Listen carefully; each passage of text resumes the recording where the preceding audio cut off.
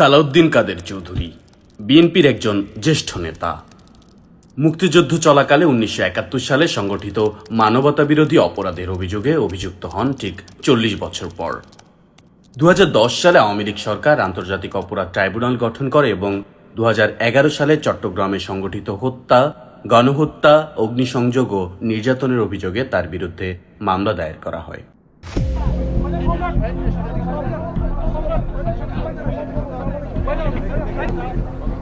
Before the case began টিভিতে আর ইয়েতে অনেক ধরনের পিআর করছিল যে একটা কেস হবে।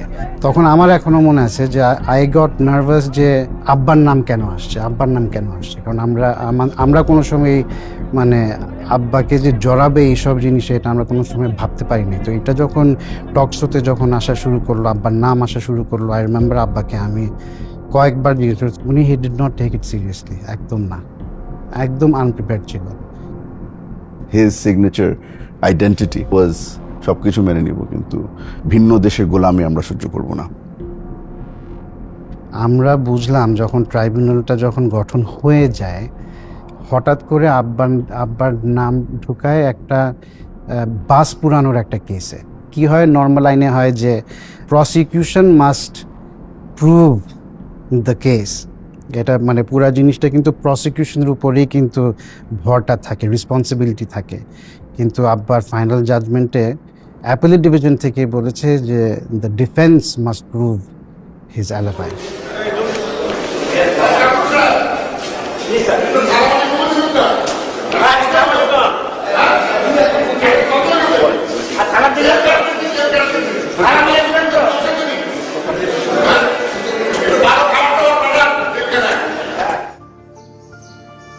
মানে ওই সময় যেহেতু তখন পাকিস্তানের গেমিতে ছিল, পাঞ্জাব ইউনিভার্সিটিতে ছিল, আব্বার যেই ক্লাসমেট ছিল, আমরা ওদের সাথে আগে থেকে যোগাযোগ করে রেখেছিলাম যে আপনাদের কিন্তু আসতে হবে, বিকজ ইউ আর উইটনেসেস, আপনাদের আসতে হবে।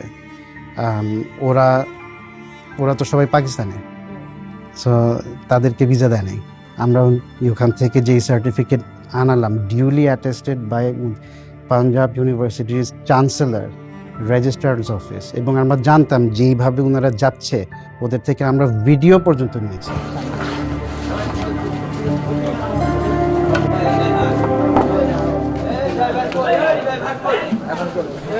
স্কাইপের বিষয়টা ইট ওয়াজ রিয়েলি শকিং। এই যে অ্যাপ্লিকেশনটা আমি দেখতেছি এখন, আমাকে অলরেডি মেসেজ দেওয়া হয়েছে আর কি, এসএমএস-এ। আজকে যেটা দুইটা অ্যাপ্লিকেশন আপনি পাইছেন এর জন্য, দুটো ফরেনার সাক্ষী। হ্যাঁ, দেব না ওকে। এটা কিন্তু আপনি একটা লিখিত অর্ডার দিয়েন, তাহলে দেখি আমি পড়ে দেখি। আপনি পড়ছেন পুরোটা? আমি বিরিফে পড়েই নেই এখন বন্ধু। ট্রাইব্যুনালের জাজরা ওরা কিন্তু কোনো কাজ করছে না, দে আর জাস্ট সিটিং দেয়ার, জাস্ট আমাদেরকে ঠাকানো। বেলজিয়ামে বসে একজন ভদ্রলোক, উনি সব ডিকটেশন দিচ্ছে কিভাবে করে ট্রায়ালগুলো জাজমেন্ট করা হবে, এবং শেষমেশে দেখা গেল যে জাজমেন্টগুলো বেলজিয়াম থেকে এসেছে। He was the man behind the whole thing. উনাকেই বেসিকলি দায়িত্ব দেওয়া হয়েছিল যে জাজমেন্টগুলো টেনে এনে টু হ্যাং এভরিবডি। তো জাজমেন্টটা যখন আসলো আর যখন বললো যে you will be hanged by rope until you are dead, এটা যখন বলে, আব্বা কিন্তু he said one thing, he said thank you. আমার ঢুকেই কিন্তু আব্বাকে দেখে ইন্না লিল্লাহি ওয়া ইন্না ইলাইহি রাজিউন, আব্বাকে দেখেই বলছে। আমার আব্বা আমার দিকে তাকায় বললো যে তোমার এই অবস্থা কেন, আমি কেন, কি হয়েছে? আমার চুল একেবারে গিয়ে দাড়ি টাড়ি। তো আমি বললাম না, শেভ করি নাই। বললো, ইংরেজিতে বলছে যে তুমি বাসায় যাবা, you will shower, you will shave, you will look like a gentleman, and you will bury me tomorrow.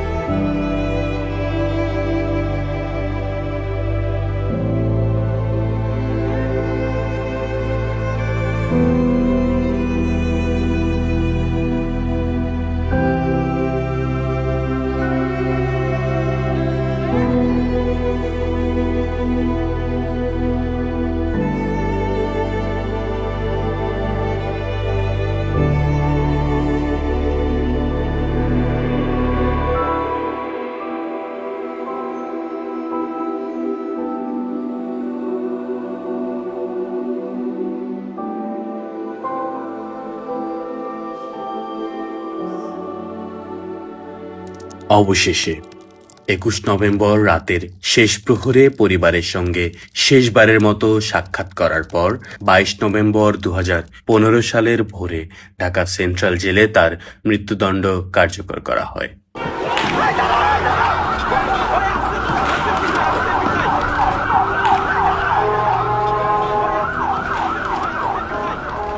আমরা যে জিনিসটা খুব ভালোভাবে বুঝে ফেলেছি যে সিদ্ধান্ত তো সরাসরি গণভবন থেকেই আসছিল। ওনার আদেশেই আব্বার থেকে লুকানো হলো যে তাকে আজকে রাতে হত্যা করা হবে। ওনার আদেশেই সিদ্ধান্ত নেওয়া হলো যে ওনাকে কোথায় দাফন করা হবে। আব্বার কিন্তু শেষ ইচ্ছাও পূরণ করা হয়নি।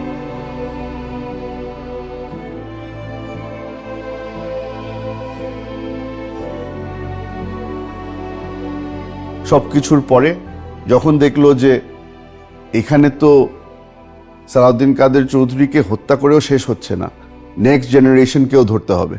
কারণ নেক্সট জেনারেশনের মধ্যে এখন আমাকে নিয়ে গেল, চেষ্টা করলো লিনিয়েজটা শেষ করে দেওয়ার জন্য।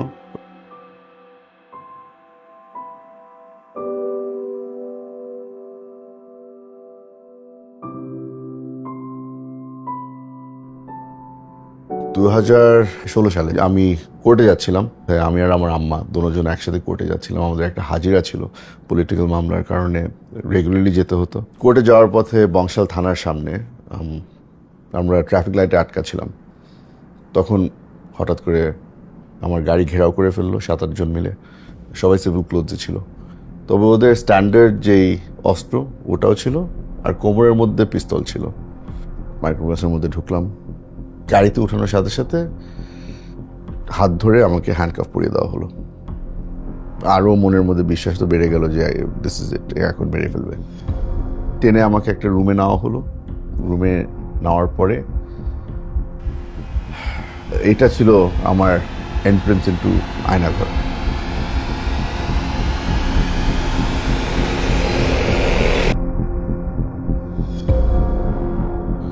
ইন্টারোগেশন শুরু হলো। প্রথমে আমাকে জিজ্ঞেস করা হলো যে আমি সিআইএ এর সাথে কোনো যোগাযোগ আছে নাকি না। তারপরে জিজ্ঞেস করলো আমার রয়ের সাথে কোনো যোগাযোগ আছে নাকি না। তারপর আইএসআই, মানে এমন কোনো গোয়েন্দা সংস্থা বাকি ছিল না যাদের কথা আমাকে বলা হয়নি। তো আমিও, প্রশ্নগুলি ট্যারা ছিল, তো আমিও জবাব ট্যারা দেওয়া শুরু করলাম যে আপনারা আগে মাইন্ড সেট করে নেন যে আপনারা কি সিআইএ এর ব্যাপারে জানতে চান, না রয়ের ব্যাপারে জানতে চান, না আইএসআই। অবভিয়াসলি ওরা ওই মুডে ছিল না যে আমি তর্ক করবো আর তারা ওটা নিবে। মারধর শুরু হয়ে গেল। আবার উঠানো হলো, আবার বসানো হলো, আবার প্রশ্ন। আমি আবার আরো উত্তেজিত হয়ে যাচ্ছি। তখন আর একটু জোরে মার, হাতে মারছে, পিঠে মারছে। আমাকে দাঁড়া করালো। ওই যে কাপড় চেঞ্জ করেন। কাপড় চেঞ্জ করবো যে আমি পাঞ্জাবি খুললাম। পাঞ্জাবি খোলার পর বলছে না না আপনার কাপড়, সব কাপড় খুলতে হবে। আমি খাই তখন আমার বক্সেস পরা। ছবি তোলা শুরু করলো আমার। এর থেকে হিউমিলিয়েটিং কিছু আর হতে পারে না। আর তারাও ওখানে বলছে যে আরে আমরা তো খালি আপনার ভাইরাই আছে, অসুবিধা নেই। হাসাহাসি হচ্ছে। মানে আমার মেন্টালি আমাকে ব্রেকডাউন করার জন্য যা যা করার তারা সবই করেছে।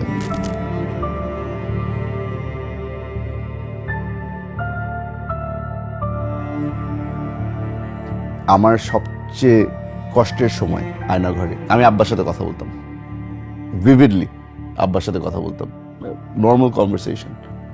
একদম হয়তো রিডিকুলাস মনে হবে, বাট আমার জন্য আমি আব্বাকে দেখতে পাচ্ছি।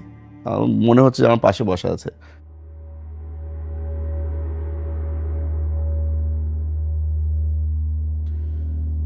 আমাকে হ্যান্ডকাফ পরানো হলো, ব্লাইন্ডফোল্ড করা হলো, আর জম টুপি পরানো হলো।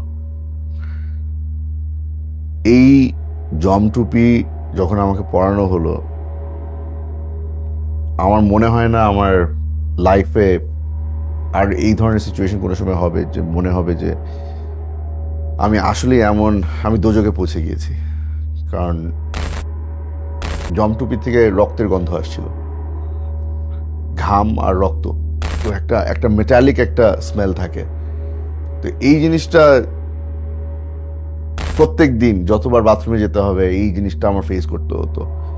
যতবার আমাকে ইন্টারোগেশন নিয়ে যাওয়া হচ্ছিল বলে তো আর নিয়ে যায় না।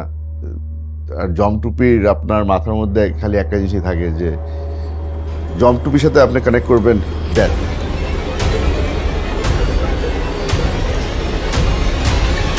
আমার এখনো মনে আছে প্রায় 1.5 মাস হয়ে গিয়েছিল কেউ আমার সাথে কথা বলেনি। তখন মাথায় তো একদম মনে হতো যে আমি কি কিছু বলে ফেললাম, আমি কিছু করে ফেললাম যেটার জন্য আমাকে এখন শাস্তি দেওয়া হচ্ছে। আসলে শাস্তিটা ছিল টর্চার, এটা ছিল রেস্ট। আমার জন্য ওটা উল্টা হয়ে গিয়েছিল। আমার মনে করতাম যে টর্চার করলে মনে হয় আচ্ছা ঠিক আছে, কোনো না কোনো ধরনের মানে মানুষের সাথে একটা ইন্টারাকশন তো হচ্ছে, ওই ইন্টারাকশনের অপেক্ষায় থাকতাম। আমার পায়ে আমার আব্বার কাবলি জুতা ছিল। এই যে লাইট বাল্ব যেটা অন থাকতো 2 দিন 3 দিন হয়ে গেছে এই লাইট অফ হয় না, আমি এই জুতা দিয়ে ওই লাইটটা ভাঙতাম, অন্ধকার হয়ে যেত। ওই অন্ধকারের মধ্যে কিছুক্ষণ ঘুমাতে পারতাম, চোখ খুলে দেখতাম যে বাতি আবার চলে আসছে। একদিন লাইট ভেঙে অন্ধকারে ঘুমিয়েছিলাম, চোখ খুলে দেখি যে ওই জুতা আর নাই। আমার থেকে ওই জুতা নিয়ে গেল, আমাকে রাবারের চপ্পল দেওয়া হলো। বাইরের দুনিয়ার সাথে আমার অথবা আমার পরিবারের সাথে যে কানেকশন ওই জুতাই ছিল। মন পুরোপুরি ভেঙে গেল যে পরিবারের সাথে আর কোনো কানেকশন নাই আমার জন্য এই লাইব্রেরি এখন আমার ফ্যামিলির জন্য সবচেয়ে ইমোশনাল রুম। আমরা যখন আব্বার সাথে কারাগারে দেখা করতে যেতাম, বেশি কিছু চেত না, খানা দানা খেতে এসব কিছু চেত না, বলতো যে বই এনে দেবা। আয়না ঘরে গিয়ে বুঝতে পেরেছি যে আসলে বইয়ের ভ্যালিউ কি।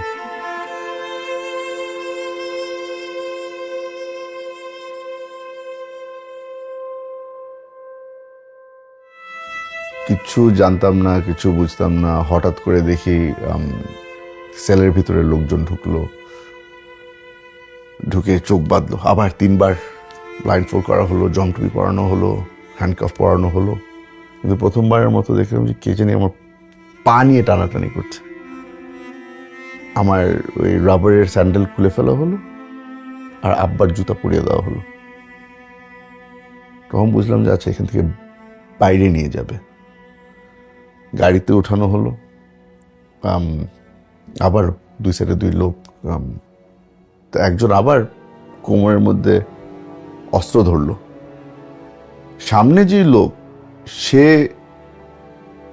হাসাহাসি করছিল আর সে বলল যে কি ভয় লাগে?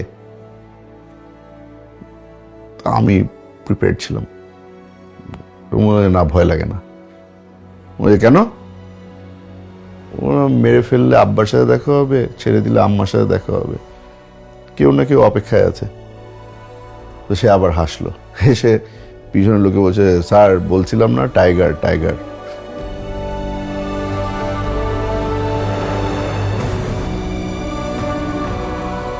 আমাকে জিজ্ঞেস করা হলো যে আপনাকে যদি আমরা ছেড়ে দিই তাহলে আপনি কি করবেন?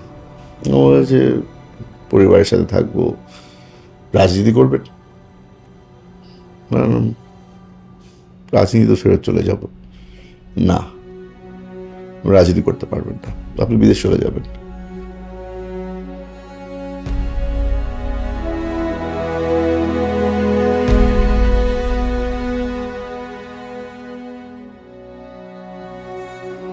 ট্রমা কেমনে করে একটা মানুষকে দুর্বল করে ফেলে, কেমনে একটা মানুষকে ভেঙে ফেলে, ওটা আগে বুঝতাম না, এখন বুঝি। মানুষ শুনলে মনে হবে যে আসলে পাগল হয়ে গেছি।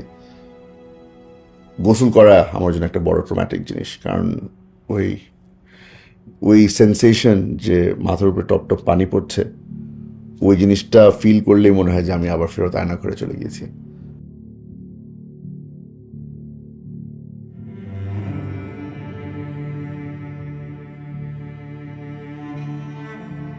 আমার সাথে আব্বার এটা লাস্ট ছবি, কারণ আব্বাকে হত্যা করার আগে মাসখানিক আগে আমরা যখন লাস্ট দেখা করতে যাই তখন কিছু ছবি তোলার সুযোগ হয়। লাস্ট কিছু আমরা ছবি তুলি। আমার আর আব্বার লাস্ট এটাই ছবি। আমার আব্বার অত বেশি ছবি নাই।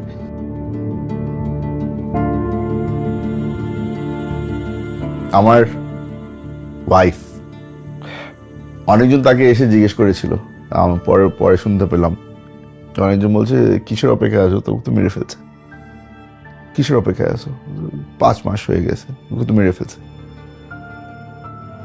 বাট এখন বিশ্বাস করি যে দুনিয়াতে যে সোলমেট বলে একটা জিনিস আছে না, কারণ ওর মন মানতো না, ও যে এখনো আছে, যতই বলুক না কেন, যেই বলুক না কেন যে ওকে মেরে ফেলছে, বলতো যে আছে আর আসবে। অপেক্ষা করেছে 7 মাস আমার জন্য।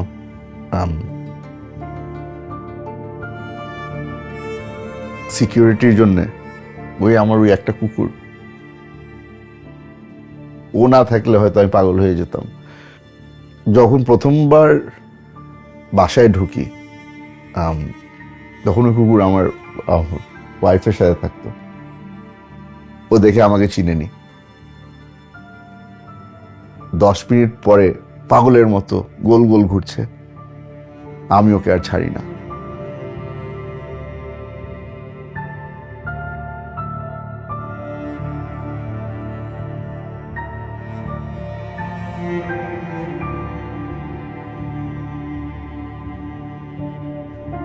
ভয় লাগতো যখন দরজায় কোনো বেল বাজতো বা কেউ আসতো, ও সঙ্গে সঙ্গে দাঁড়িয়ে যেত, দরজার পাশে গিয়ে দাঁড়িয়ে থাকতো আমাকে গার্ড করার জন্য। আমার মানুষের উপর থেকে পুরোপুরি বিশ্বাস চলে গিয়েছিল। ওই যে এই পশু পাখিরাই ভালো, মানে ভালোবাসলে একদম মন থেকে ভালোবাসে, আর যদি পছন্দ না করে তো আগে থেকে বলে দেয় যে পছন্দ করি না।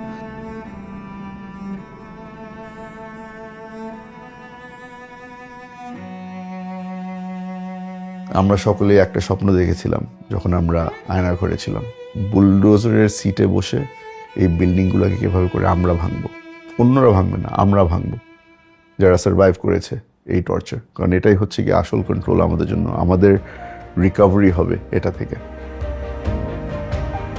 আশা করব যে এখন মানুষের মধ্যে ওই সাহসটা চলে আসবে যে আমরা এই জেন জি এদের থেকে যে শিক্ষাটা নিতে পারি যে প্রতিবাদ করো, সাহস দেখাও, দরকার পড়লে মাঠে নেন, দরকার পড়লে জান দাও, কিন্তু প্রতিবাদ করো।